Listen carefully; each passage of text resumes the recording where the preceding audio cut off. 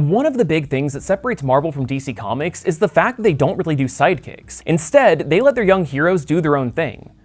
Or they're just a part of the X-Men. But one thing that a lot of people forget is that back in 2012, Marvel decided to give Spider-Man a sidekick of his own in the form of Alpha, one of the blandest characters in all of comics. This character just did not work. And that was actually kind of the point. Hello and welcome to Comic Drake, where I talk about comic books and my name is Drake. Let's talk about it.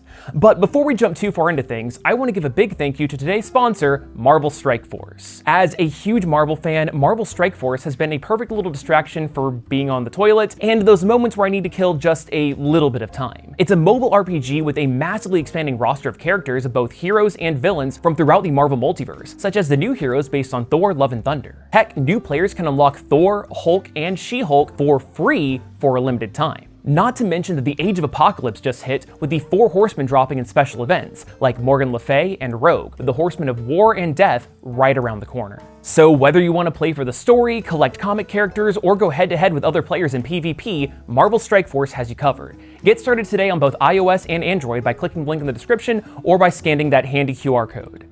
Big thank you again to Marvel Strikeforce for sponsoring today's video, but now, let's get back to it. Alpha made his first appearance in Amazing Spider-Man number 692 in 2012, and was created by Dan Slott and Humberto Ramos. This kid is named Andrew Maguire.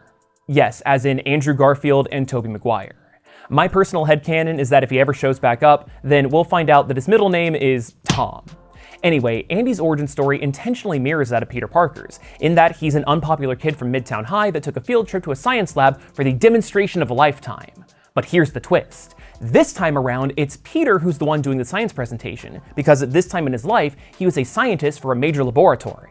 Want to know more? Then check out my dedicated video on every job that Peter Parker has ever worked. As a scientist at Horizon Labs, Peter is able to invent to his heart's content, which allowed him to create all sorts of cutting-edge technology that he used in his day-to-day heroics as Spider-Man, which he then repurposed for Horizon to turn into consumer products.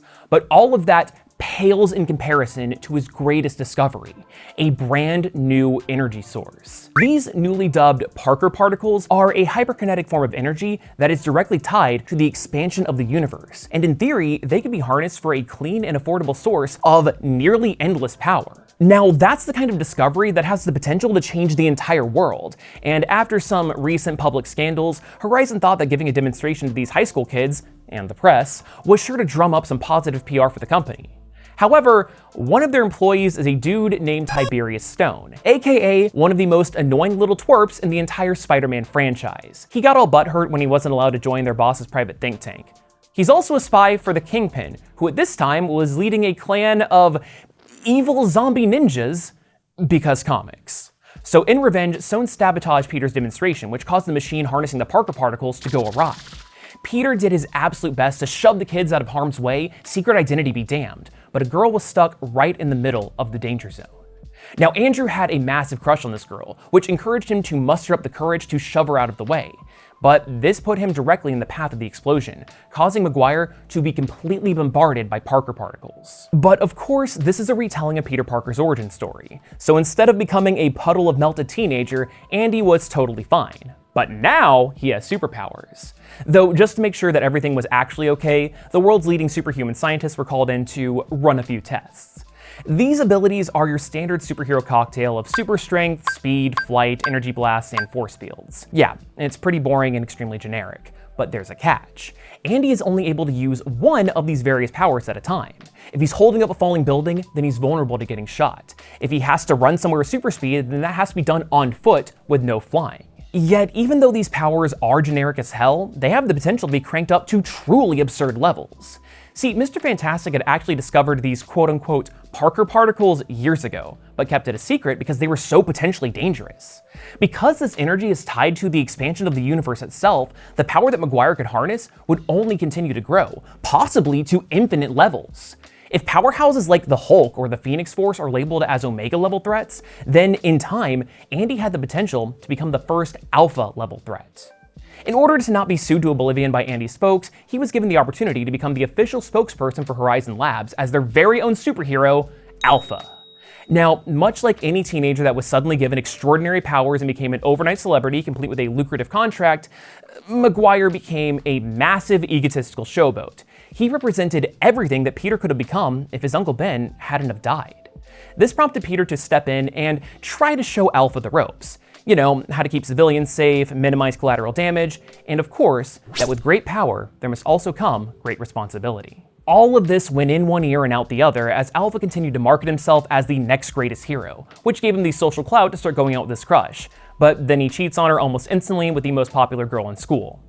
Oh, and he also treats Spider-Man as if he is his sidekick and not the other way around. Alpha was quickly getting reckless and dangerous, causing Peter to deem Andy unworthy of his abilities, and made it his personal mission to take those powers away once and for all. Under the guise of testing Alpha's abilities in order for him to eventually join the Avengers, Peter ran experiment after experiment on him as a means to find a way to finally strip away all of those Parker particles. But when a big baddie named Terminus came around, the Avengers needed extra muscle to take him down. Without another choice, they needed Alpha. Andy flew right on over and casually overcame his one limit of being able to only use one power at a time by harnessing both his flight and super speed in tandem. And in a matter of moments, Alpha took Terminus down single-handedly, succeeding where even powerhouses like Thor and Captain Marvel failed. But the interesting thing is that Terminus was actually able to get a few lucky hits in, as his lance was able to redirect Andy's energy blast. This was clearly the key to taking away his powers. So after stealing the lance for himself and doing a quick off-panel science experiment, Peter invited Andy back for one final test, where he used the lance to depower Alpha as much as he could. There were still some residual Parker particles left over, so he would still have some extremely low-level powers, but Maguire's days as a superhero were over, at least for now. Dan Slott has admitted that the Alpha storyline is one of his few regrets from his time on the Spider-Man series. Alpha just did not work. But not for the reason that you might think. So originally, this story was supposed to be self-contained in a single supersized issue to celebrate Spider-Man's 50th anniversary, but because of budget changes, Slott was forced to make it into a three-parter. But the marketing for this storyline really tried to drive home the fact that Alpha was the next big thing, heavily advertising this would be Spider-Man's new sidekick, which caused fans to think that he was basically going to become the new Robin, a massively important character to the series moving forward. However, as the issues came out month to month, fans hated Andy, and they didn't think that he fit as a Spider-Man character. Spidey is all about street-level superheroics, and then here comes this random asshole kid with the power of a god. It just seemed like a concept that was not going to work and was doomed for failure. But that's the entire point. Readers were never supposed to like Alpha. He wasn't going to be a character like Damian Wayne, who's an annoying little prick that grows and develops into a great and nuanced hero through significant character growth. Alpha was always designed to be a quick one-and-done role reversal for Peter Parker to learn more about himself. For Alpha to be this dark reflection of what Peter had the potential to become. It's the origin again with a new twist, and the bit was going to be the kid's an asshole. But everyone just got into that rhythm of, oh, this kid is not going to be the new sidekick. Why would they introduce this kid on the 50th anniversary? And then by the end of it, good, I'm glad he lost his powers. That story sucked. About a year later, the idea of growing Andy into a more traditional superhero bubbled up, leading to his solo miniseries, Big Time, written by Joshua Hale-Fialkov and illustrated by Nuno Plati. It was fine. This was the era of Superior Spider-Man, where Doc Ock took over Peter Parker's body and vowed to be a better Spider-Man than Parker ever could. Well, Otto viewed Andy as one of Peter's greatest failures, and decided to give back some of his powers bit by bit. Of course, though, this wasn't purely altruism. Otto was just using Andy as a guinea pig to see if his powers would be dangerous in the event that he decided to give himself the old Parker particle treatment, making him a god in addition to a Spider-Man. Now, since we last left him, Andy's parents got a divorce, and he was shipped off to live with his grandma in Pittsburgh. Life was worse forever for old Maguire, though. Not only was he depowered, but his time as Alpha the douchebag was extremely well known, causing everyone at his new school to want nothing to do with him, even the most unpopular kids. But when he got his powers back, Andy legitimately tried his best to try and do things right this time around. Well, try being the key word, because in his first night out, he underestimated his own strength and nearly killed the mugger that he took down. Contact with Alpha's powers caused this injured mugger to morph into a big energy monster that absorbed and assimilated people all over town. And on top of that, Andy's superheroics put him at odds with a local crime lord who he confronted in a way that was clearly meant to lead to a follow-up series, but nothing ended up happening on this front. In all honesty, Big Time is not a book that's worth talking about. It was perfectly average with not much really going on in the way of plot. So as a result, I wouldn't say give it a read. I mean, sure, it did do some rehabilitation to Alpha as a character, but there is a reason that we have not seen this guy since. I mean, sure, there is potential for him to be further retooled into a more interesting character, because like I've said, there's no such thing as bad characters, only bad writers. But I just don't see it happening. He is just way too generic, and neither one of Alpha's two storylines were good enough for him to develop even a cult following. On top of that, Peter has since taken on a mentorship role for Miles Morales, so having Alpha around would just be redundant.